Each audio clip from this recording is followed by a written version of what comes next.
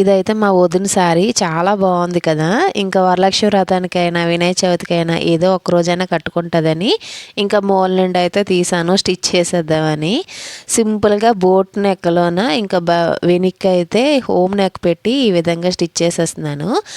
నాకు ఫ్రంట్ పార్ట్లోనే ఎక్కువగా అతుకులు వచ్చాయి, దానికోసమని బ్యాక్ పార్ట్ పెట్టేసి కట్ చేసేసాను. రెండింటికి కూడా బ్యాక్ పార్ట్ పెట్టి కట్ చేశాను. ఆల్మోస్ట్ బ్యాక్ పార్ట్ ప్రిన్స్ కట్లోన ఒకే సైజు ఉంటుంది. ఫ్రంట్ పార్ట్లోనే ఏంటంటే ఇంకా సైడ్కి పైకి 1 కిందకి 1.5 అలా మనం ఎక్స్ట్రా తీసుకొని ఇంకా యాజ్ టీజ్గా కట్ చేసేసాను. ఇంకా బ్యాక్ పార్ట్ కూడాను ఓపెన్ స్వైప్ పెట్టేసి కట్ చేసేసుకున్నాను.